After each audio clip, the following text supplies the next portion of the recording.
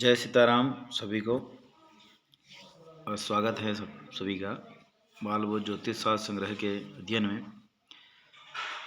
बड़े समय के बाद वापस हम लोग मिले हैं। भगवान राघवेंद्र सरकार की कृपा से हम लोग फिर जुड़े हैं और हमारा जो क्रम अध्ययन का जो चल रहा था वह योग ज्ञान है। पिछला जो हमने समझा, जो पढ़ा था, वह योग तक हम लोग पहुंच गए थे। योग का ज्ञान वाक्पते अर्क नक्षत्रम श्रवणाचंद्रमेव च और गणयेत तद्युतिम कुर्याद योगस्यादृक्ष शेषतः। पुष्य नक्षत्र से सूर्य नक्षत्र गिनने और श्रवण नक्षत्र से दिन नक्षत्र गिनने पर दोनों संख्याओं को युक्त कर दोनों संख्याओं के योग करके 27 का भाग देने पर जो शेष रहे वही योग विष्कुंभ आदि से गिनकर जानना चाहिए। यह हम लोग पढ़े थे और गणित के सहित पढ़े थे। फिर योग के नाम पढ़े। विष्कुंभ प्रीतिरायुष्मान सौभाग्य सौवनस्तथा अधिगंडस्व गुरुमाजा धृति शूलस्तथैव च गंडो वृद्धिरुद्रवश्चैव भ्यागादो हर्षणस्तथा वज्रसिद्धिव्यदीपादो भर्यान्पादिगः शिवः सिद्ध साध्य शुभ शुक्लो ब्रह्मेन्द्रो वैद्युतिक्रमात् सप्तविंशति योगास्तु कुर्युर्नाम समम फलम। यह 27 योग हैं। योग का मतलब जोड़ कहा था उस दिन। सूर्य और चंद्र जब दोनों चलते हैं तो दोनों की गति का योग, दोनों के बगड़ मतलब जो पूरा भचक्र है उस भचक्र में दोनों के चलने का जो योग, जो मान है, उन दोनों के मान को योग कहते हैं और उनके नाम है 27। हम इस विषय की चर्चा पिछली कक्षा में कर चुके हैं। फिर भी जो योग का तात्पर्य यही है। तो इनका योग सूर्य और चंद्र की चलने की, जो भचक्र में चलने का जो दोनों की दूरी है, उस दूरी का योग। जैसे चंद्रमा है 2.25 दिन में एक राशि भोग लेते हैं, यानी कि एक मास में पूरा भचक्र घूम लेते हैं। शीघ्रगामी ग्रह हैं, शीघ्र बहुत जल्दी बहुत फास्ट चलते हैं। सूर्य जो है एक मास में एक राशि भोगते हैं और एक वर्ष में 12 राशि भोगते हैं। पूरे भचक्र को पूरा करने में उनको 365 दिन लगते हैं, यानी कि 12 मास लगते हैं। 12 मास यानी एक वर्ष में पूरा भचक्र सूर्य पूरा करते हैं और चंद्र एक मास में पूरा कर लेते हैं। तो इनके बीच में 13 डिग्री 13 अंश 20 कला का जो दूरी है और 27 है, नक्षत्र भी 27 है, उनका भी मान 13 डिग्री 20 है, इनका भी 13 20 है। तो जब 13 डिग्री 20 अंश चंद्र चलेंगे तो एक दिन में एक अंश सूर्य भी चलेंगे। तो सूर्य चंद्र की जो चलने की प्रक्रिया है उनका अंतर करके योग जाना जाता है।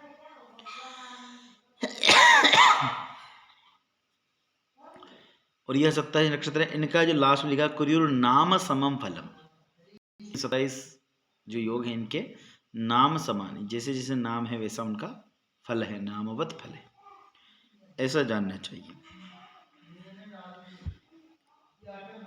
इसके बाद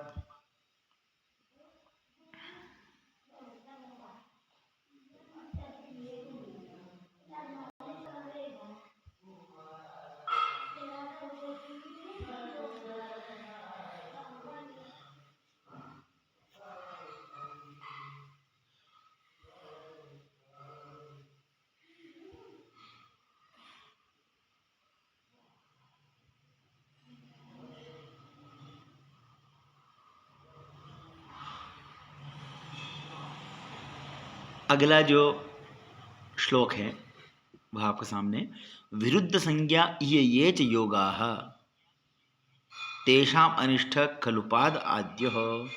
अच्छा, इनमें कौन कौन से योग ग्राह्य हैं और कौन कौन से त्याज्य हैं? शुभ अशुभ की बात कर रहे हैं कि विरुद्ध संज्ञा ये च योगाः तेषाम अनिष्ठ खलुपाद आद्य सवैधृतिस्तु व्यतिपातानां सर्वोपि अनिष्ट परिघस्य चार्धम। फिर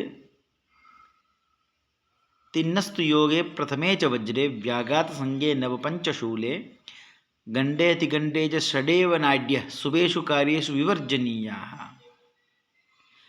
यह जो योग है, नामवत फल ऐसा कह दिया है कि इनका जैसा नाम है वैसा इनका फल है। फिर उनमें भी शुभाशुभ का फल कह रहे हैं। कहा कि विरुद्ध नाम का जो योग है,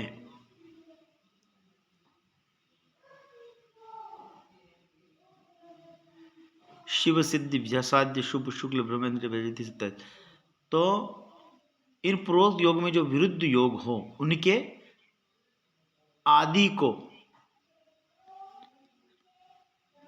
चतुर्थांश यानी चौथा भाग,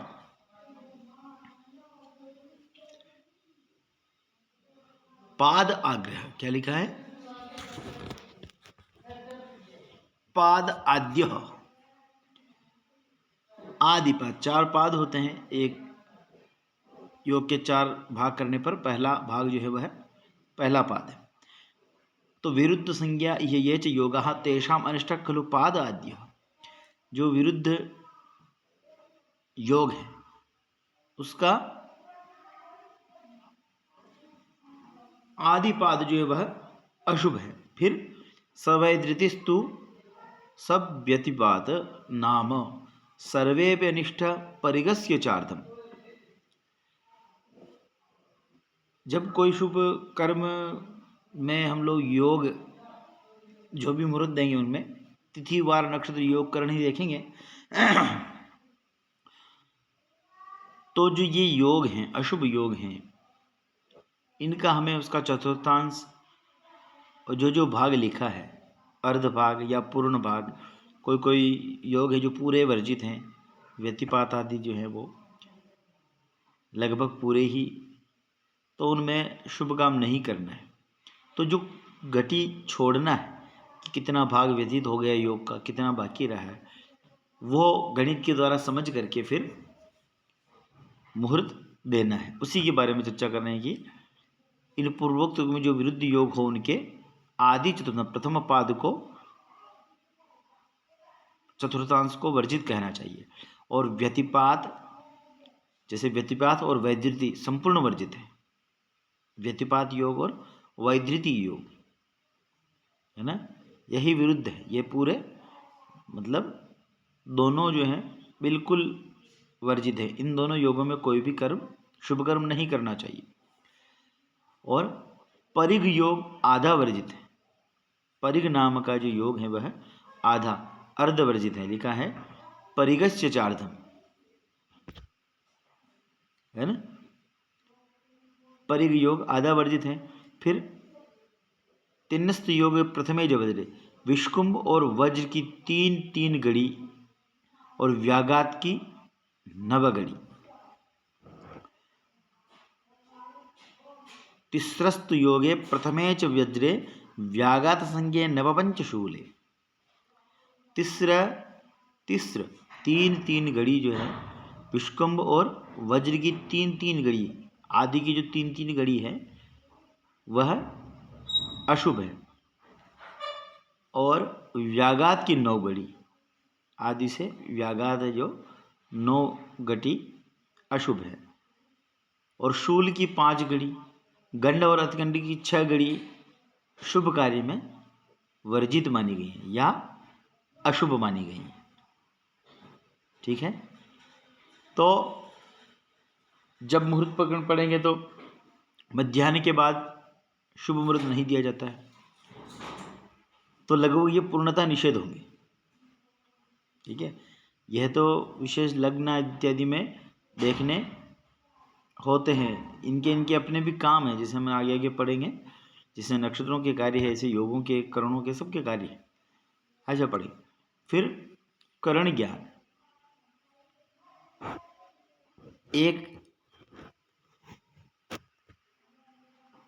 तिथि में 2 करण होते हैं, वही करण ज्ञान। तिथिंच द्विगुणीकृत्य एकहीनं च कारयेत् सप्तभिश्च हरेद भागम शेषम करणमुच्यते। तिथि संख्या को दुना करें, एक उसमें हीन करें अर्थात एक घटा दें, और 7 का भाग दें। 7 का भाग में जो अंक शेष रहें वह कर्ण, बवादि कर्ण जानना चाहिए। ठीक है, क्या करना है, जो तिथि है उसको डबल करना है, फिर एक हीन करना है, एक माइनस करना है, फिर 7 का भाग देना है, जो शेष बचे। सामान्य सा है, इसमें कोई ज़्यादा बड़ा विषय नहीं है। 7 का भाग देने पर जो शेष बचे वह भव आदि से करण जानना चाहिए। बबाभयम बालव कोलवाक्ये ततो भवेत्तेतिल नामधेयम् गराभिधानम वणिजंच विष्टि इत्याहुरार्याः करणानि सप्त। यह 7 करण है। विद्वान जनों ने यह 7 करण कहे हैं। बब, बालव, कोलव, तैतिल, गर, वणिज और विष्टि, यह 7 करण है। और अभी हम लोग समझेंगे 4 जो है वो स्थिर, ये जो है ये चर करण है ना। ये बवादि जो यह विधि दी है करण जानने की, उसके लिए ये 7 करण है। तिथि को दुगुना करके, एक घटा करके, 7 का भाग देने पर जितना शेष बचे उतनी संख्या बव आदि से गण करके बव, बालव, कोलव, तेतिल, गर, वणिज और विष्टि, ये 7 करण मानने चाहिए। फिर उसी के आगे एक और श्लोक दिया है, बवश्च बालवश्चैव कोलवस्तेतिलस्तथा। सरल है ये। गरश्च वणिजो विष्टि सप्तैतानि चराणि च, सप्तैचानि चराणि च, ये चर संज्ञक करण है। चराणि च लिखा है ना, कराणी नहीं लिखा है, चराणि लिखा है। यह चर करण है, जो चलते रहते हैं, एक के बाद एक, एक के बाद एक, है ना। जैसे आप गणित करेंगे तो ये सब करना ही है। फिर कृष्ण पक्षे चतुर्दश्याम शकुनी पश्चिमे दले, एक तिथि में 2 करण होते हैं। आवाज करके सही नहीं आ रही, कट कट आ रही। आवाज सही नहीं आ रही? कट कट आ रही, कभी कभी कट कट कर आती है, आप बोलते हो तब। अच्छा, आज थोड़ा नेटवर्क का भी इश्यू हो रहा है।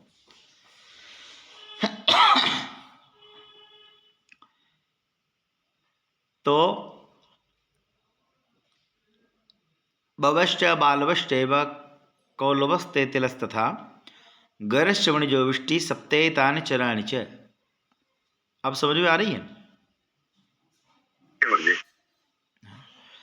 तो ये जो 7 है ये चर करण है। फिर कहा कृष्ण पक्षे चतुर्दश्याम शकुनी पश्चिमे दले, कृष्ण पक्ष की चतुर्दशी को ये स्थिर करण के लिए बता रहे हैं कि कृष्ण पक्ष की चतुर्दश्याम शकुनी पश्चिमे दले। पश्चिम दल है ना, पूर्व दल में तो कोई अलग करण होगा। पहले की जो तिथि होगी, तिथि के पहले, तिथि के 2 भाग कर लो, 2 भाग करने में जो पहला भाग होगा उसमें तो अलग करण होगा, पर पश्चिमे दले जो दूसरा दल होगा मध्याह्न के बाद का, उसमें शकुनी नाम का करण होगा। फिर चतुष्पदश्च नागश्च अमावास्या दले द्वये, और अमावस्या के दिन, अच्छा कृष्ण पक्ष की चतुर्दशी के तुरंत दूसरे दिन अमावस्या आती है, तो अमावस्या के दिन चतुष्पद और नाग नाम के करण विद्यमान रहते हैं। ये दोनों दल, पूर्व और उत्तर दल में। अमावस्या के दिन प्रथम दल यानी प्रथम दल का करण जो है वो चतुष्पद होता है, और उत्तर दल का जो करण होगा वह नाग करण होगा।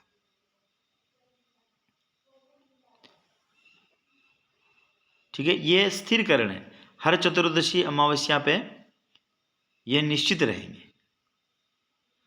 चतुर्दशी का उत्तर दल शकुनी, और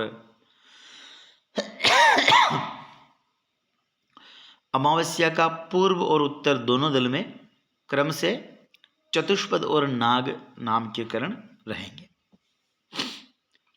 फिर शुक्ल प्रतिपदायाश्च, अच्छा अमावस्या के तुरंत बाद चतुर्दशी अमावस्या और अमावस्या की तो शुक्ल प्रतिपदा आएगी, तो ये तीनों दिन लगातार ये 4 करण हैं ये लगातार स्थिर रहेंगे। तो इसीलिए लिखा है कि शुक्ल प्रतिपदायाश्च किंस्तुग्न प्रथमे दले। ठीक है, कि शुक्ल प्रतिपदा को किंस्तुग्न नाम का जो करण है वह प्रथम दल में रहेगा। तो चारों लगातार हो गए। भाई चतुर्दशी को उत्तर दल से संयुक्त है अमावस्या, तो उसके बाद चतुर्दशी का उत्तर दल शकुनी, फिर चतुष्पद और नाग, तो अमावस्या पूरी होगी, आदि चतुर्दशी और अमावस्या पूरी। फिर शुक्ल प्रतिपदा का प्रथम दल किंस्तुग्न, तो चारों जो हैं ये लगातार है, चतुर्दशी से आदि चतुर्दशी से आदि शुक्ल प्रतिपदा तक ये चारों जो करण है वह स्थिराणि एतानि चत्वारि, लिखा है स्थिराणि एतानि चत्वारि करणानि जगुर्बुधाः। ये लिख दिया है कि यह 4 जो कहे हैं शकुनी, चतुष्पद, नाग और किंस्तुग्न, ये चारों करण जो है वह स्थिर है। और चतुर्दशी कृष्ण चतुर्दशी के उत्तर दल से यानी पश्चिम दल यानी उत्तर दल से उत्तर के आधे भाग से शुक्ल प्रतिपदा के पूर्व दल पर्यंत क्रम से शकुनी, चतुष्पद, नाग और किंस्तुग्न ये 4 करण रहेंगे। ठीक है, और पुनः जब शुक्ल प्रतिपदा का उत्तर दल जब आएगा तो बव से पुनः प्रारंभ हो जाएगा। बव, बालव, कोलो, तेतली, गर्क, है ना, ये करण भाजे फिर से वो चर करण जो है वो फिर 1 दल 2 दल 1 दल, तिथि के 2 भाग का नामकरण है। तो प्रथम दल में अलग, द्वितीय दल में अलग, तो एक दिन 2 करण आते हैं। जैसे अमावस्या के दिन बता दिया स्थिर करण में कि पहले दल में चतुष्पद और द्वितीय दल में नाग नाम का करण होता है।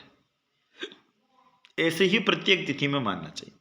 बव, बालव, कोलव, तेतल, ऐसे उस क्रम से 7 वो, और जैसे ही चतुर्दशी कृष्ण चतुर्दशी आए तो वहाँ स्थिर है, पहला कोई भी हो वह आ जाएगा। फिर शकुनी नाम का द्वितीय दल में वह निश्चित है, वो वही रहेगा। जैसे अमावस्या चतुर्दशी का उत्तर दल और शुक्ल प्रतिपदा का पूर्व दल, ये चारों स्थिर है, ये वही रहेंगे हमेशा। ठीक है, और स्थिराणि एतानि चत्वारि करणानि जगुर्बुधाः, यह स्थिर करण है चारों, ऐसा विद्वान लोग कहते हैं, ऐसा जानना चाहिए। और शुक्ल प्रतिपदा जानते, वही बात आ रही है कि शुक्ल प्रतिपदा जानते, शुक्ल प्रतिपदा के अंत में बवाख्य करणो भवेत। शुक्ल प्रतिपदा के परदल में उत्तर दल में बव नाम का बवाख्य बव आख्य बव नामक करण भवेत होता है, होगा। शुक्ल प्रतिपदा के प्रथम दल में किंस्तुग्न नाम का करण होगा, और उत्तर दल में पुनः चरादि जो सप्त करण है उसका आदि बवादि जो चर करण है वह बव नाम का करण होगा। एकादशैव ज्ञेयानि चरस्थिर विभागतः, यह एकादश ज्ञेयानि, यह 11 जो करण है यह जानना चाहिए, जो चर स्थिर 2 विभागों में विभक्त है। चर और स्थिर नामक 2 विभागों में विभक्त है। 7 जो हैं वह चर हैं, और कौन कौन से? बव, बालव, कौलव, तेतिल, गर, वणिज और विष्टि। और विष्टि जो करण है उसी का नाम भद्रा है। अभी बस आगे पढ़ेंगे। जो विष्टि हैं वही भद्रा है। जब भद्रा पढ़ते हैं, अभी भी चर्चा का विषय होगा, होलिका दहन में भद्रा काल का निर्णय होता है कि रक्षाबंधन और होलिका दहन में भद्रा विचार करना चाहिए।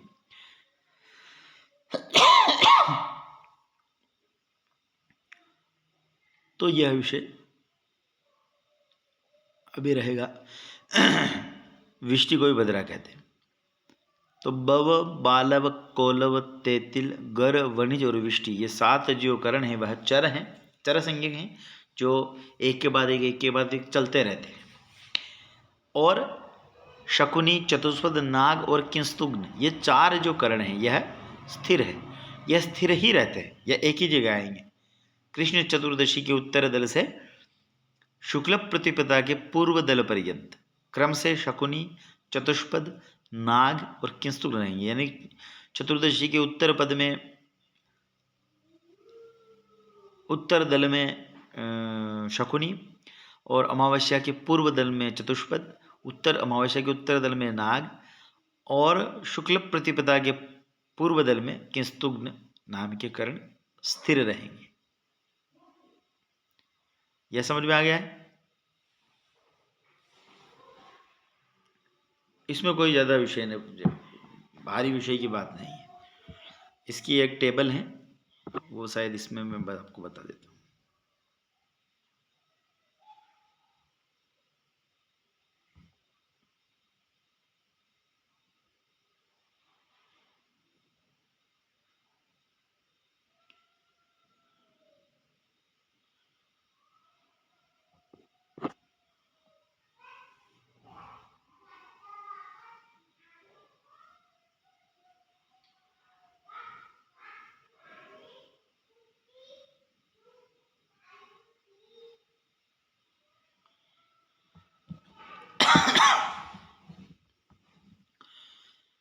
यह टेबल है। जैसे ऊपर की जो टेबल है वह कृष्ण पक्ष कर्ण चक्र है। कृष्ण पक्ष में जैसे प्रतिपदा, ऊपर तिथियां लिख दी है, ऊपर की फर्स्ट कॉलम में, फर्स्ट जो रो है उसमें प्रतिपदा, द्वितीया, तृतीया, चतुर्थी, पंचमी, षष्ठी, सप्तमी, अष्टमी और नवमी। अब उसकी जो नीचे वाली मोटी पंक्ति है उसमें 2-2 कर्ण लिखे गए हैं। कृष्ण पक्ष की जो प्रतिपदा तिथि है वहां से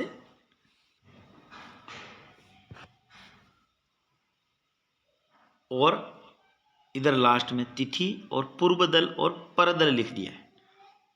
ठीक है ना? यानी तिथि के आधे आधे भाग करने पर एक प्रथम भाग जो होगा वो पूर्व दल और द्वितीय भाग होगा वह पर दल। बालव, कौलव, तेतिल, गर, वणिज, विष्टि, बालव, बव, बालव, ऐसा पूर्णिमा के दिन जो है, इधर नीचे पूर्णिमा के दिन जो है वो विष्टि रहेगी, और फिर उत्तर भाग में बव रहेगा। इसीलिए हमेशा कृष्ण प्रतिपदा को बालव करण रहेगा। फिर बालव, कौलव, तेतिल, गर, वणिज, विष्टि, बव, बालव, कौलव, तेतिल, गर, वणिज, विष्टि, फिर बव, बालव, कौलव, फिर नवमी तक तेतिल, घर, दशमी को वणिज, विष्टि, जैसे ऐसे पढ़ते हैं। प्रतिपदा को पूर्व दल का बालव कृष्ण प्रतिपदा के लिए है। यह कृष्ण प्रतिपदा को पहला पूर्व दल में जो है वो बालव, फिर द्वितीय दल में कौलव, द्वितीया में, प्रथम में तेतिल, द्वितीय में घर, और तृतीया के दिन वणिज, और उत्तर दल में विष्टि, चतुर्थी के दिन फिर पूर्व दल में बव, उत्तर दल में बालव, पंचमी में पूर्व दल में कौलव, फिर उत्तर दल में तैतिल, षष्ठी में घर, वणिज, सप्तमी में विष्टि, फिर भव, और अष्टमी में बालव, फिर कौलव, और नवमी में तैतिल घर, दशमी में वणिज विष्टि, और एकादशी में बव बालव, और द्वादशी में कौलव तैतिल, और त्रयोदशी में घर और वणिज, और चतुर्दशी में विष्टि। फिर बाद में जैसा श्लोक में पढ़े थे कि उत्तर दल, चतुर्दशी का उत्तर दल में शकुनी नाम का कर्ण रहेगा, शकुनी आ गया। फिर अमावस्या में चतुष्पद पूर्व दल और उत्तर दल में नाग। और फिर नीचे की जो टेबल है वह शुक्ल पक्ष में कर्ण चक्र को बताती है। प्रतिपदा को वहाँ हम लोग श्लोक में पढ़े थे कि शुक्ल प्रतिपदा को पूर्व दल में किंस्तुग्न नाम का कर्ण रहेगा। तो यहाँ प्रथम दल में किंस्तुग्न, द्वितीय दल में बव, फिर वही क्रम से आगे बव बालव कोलव तैतिल गर वणिज, बव बालव कोलव तैतिल गर वणिज विष्टि, फिर बव बालव कोलव। इसमें तो कोई विषय है ही नहीं। शुक्ल पक्ष में केवल प्रतिपदा को प्रथम जो है वो किंस्तुग्न रहेगा, बाकी पूर्णिमा तक वही क्रम से चरण कर्ण चलेंगे, बव बालव कोलव तैतिल वणिज विष्टि, गर वणिज विष्टि।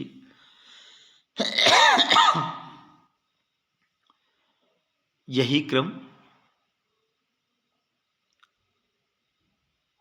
चलता रहेगा। और स्थिर जो है वह कृष्ण चतुर्दशी के उत्तर दल से शुक्ल प्रतिपदा के पूर्व दल तक लगातार 4 स्थिर है। हर महीने में हर तिथि पर यह स्थिर रहेंगे। ठीक है, यही विषय है। और जो इसके विषय में पौष्टिक स्थिर शुभानि बवाक्ये बाले द्विजहितानि अपि कुर्यात्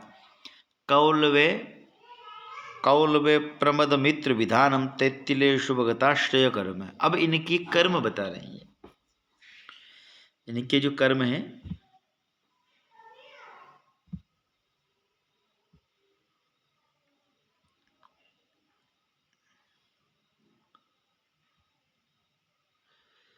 कि पौष्टिक व्रतादि स्थिर और देवालय निर्माण आदि शुभ कर्म भवकरण में करने चाहिए।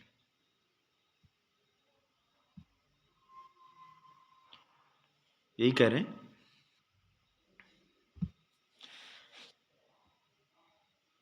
पौष्टिक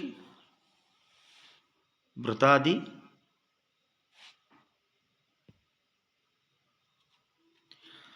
पौष्टिक व्रतादि स्थिर देवालय निर्माण आदि जो शुभ कर्म है वह भवकरण में करें, और बालवकरण में ब्राह्मणों का हितकर्म करें, कौलवकरण में उन्माद और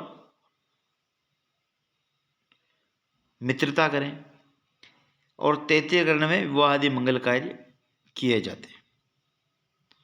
ये इनके शुभ अशुभ आदि कर्म हैं कि जो इनमें करना, जैसे नक्षत्रों के शुभ अशुभ आदि हैं ऐसे ही करणों के हैं, ऐसे योगों के हैं। ठीक है। गरेच बीजाश्रयकर्षणानि वाणिज्य के स्थैर्य वणिक्रियाश्च विषारिघातादिषु तंत्र सिद्धि। अब घर करण में बीज बोना, हल चलाना इत्यादि करने चाहिए। और वाणिज्यकरण में स्थिर कर्म जैसे देव प्रतिष्ठा मंदिर बनाना, दुकान खोलना, मार्केट का कोई भी काम हो, क्रय विक्रय इत्यादि वाणिज्य में करना चाहिए। व्यापार कर्म करें। और विष्टिकरण भद्रा, विष्टि जो है यह विष्टिकरण जो यही भद्रा है। और कोई भी शुभ कार्य इसमें सिद्धिप्रद नहीं होता है। कोई भी शुभ काम जो है वो विष्टि यानी भद्रा काल में नहीं करना चाहिए, प्रारंभ नहीं करना चाहिए। और परंतु क्रूर कर्म जो है, विषघात आदि कर्म वर्जित नहीं है ना। भद्रा में विशेष करके जब कोई केस दर्ज करता है या केस के लिए किसी केस लड़ने के लिए जो मुहूर्त निकाला जाता है उसमें चतुर्दशी इत्यादि तिथि देखी जाती है और उसमें भी विशेष भद्रा काल देखा जाता है। तो उन कार्यों के लिए, ऐसे कार्यों के लिए यह शुभ है। विषघात आदि जो भी हैं, विष देना, किसी को मारना इत्यादि के लिए भद्रा। और ये अशुभ जो कहे, जो शुभ कर्म में वर्जित कहें वह कर्म उसमें शुभ होता है। वह शुभ का मतलब सिद्धिप्रद होता है, उसमें जल्दी सिद्धि प्राप्त होती है। ठीक है, और एक पढ़ लेते हैं। मंत्रौषधानि सकुनौतु सपौष्टिकानि गोविप्र राज्य पितृकर्म चतुष्पदे च सौभाग्यदारुण्य कर्म नागे किंस्तु नाम्नि निखिलम शुभ कर्म कार्यम कि मंत्रोषधानि शकुनौतु सपौष्टिकानि गोविप्र राज्य पितृकर्म चतुष्पदे तु और सौभाग्य दारुण धृति ध्रुव कर्म नागे किस्तुग्न नामनी निखिलम शुभ कर्म कार्यम। जो अब 4 स्थिर करण बचे हैं, उनके शुभाशुभ फल का कथन कर रहे हैं कि शकुनीकरण में मंत्र औषधि गृह पूजा आदि कर्म को, और चतुर्थ करण में गौ ब्राह्मण राज्य और पितृ संबंधी कार्य करें। अच्छा, ये इसमें लिखा है, इसीलिए हम लोग अमावस्या को पितृ संबंधी कार्य करवाते हैं। कोई भी पितरों के प्रति कार्य है वह अमावस्या को ज़्यादा फल देता है, क्योंकि उनका मुहूर्त है। इस कारण नागकरण जो उस दिन विद्यमान रहता है, और अमावस्या के जो स्वामी है वो पितर भी हैं। तिथियों के स्वामी जो पढ़े थे ना, अमावस्या के स्वामी पितर हैं, तो नाग भी है। इसलिए कर्ण के हिसाब से भी यह पितृ संबंधी कार्य विशेष अमावस्या को कहा गया है। और नागकर्ण में सौभाग्य कर्म, युद्ध में जाना, चतुष्पद कर्ण भी उसका आदि पद है, और नाग जो है वो उत्तर दल में आता है। तो नागकर्ण में सौभाग्य कर्म, युद्ध में जाना, धीरज और विद्याभ्यास आदि कर्म करें, और किंस्तुकर्ण में संपूर्ण शुभ कार्य किए जाते हैं। किंस्तुकर्ण जो है वह शुक्ल प्रतिपदा को है, और शुक्ल प्रतिपदा तो सभी कार्यों में लाई है,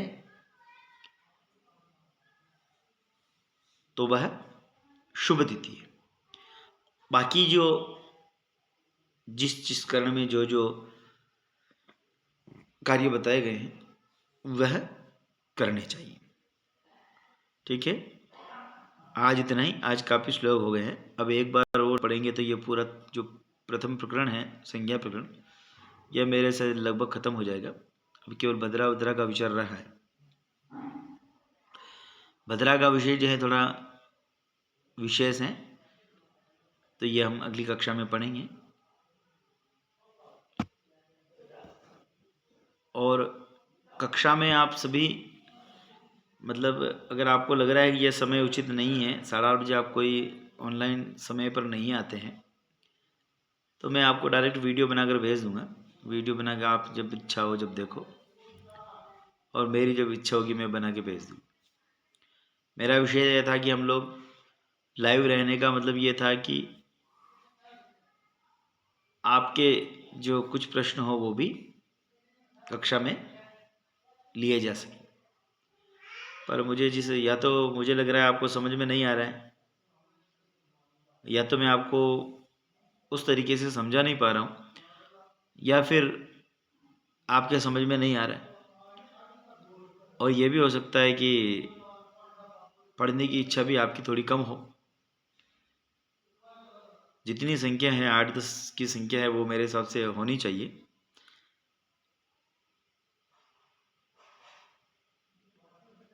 जब तक जो एक कक्षा का माहौल बना रहेगा तो पढ़ने और पढ़ाने में दोनों में आनंद रहेगा। और मान लो बस ऐसे बोल वचन मेरे को देना है तो मैं बहुत जल्दी इसको पूरा विषय को पूरा कर दूंगा। आप रहेंगे तो मुझे उत्तरोत्तर इसी चीज़ में ज़्यादा कुछ बताने का रहेगा।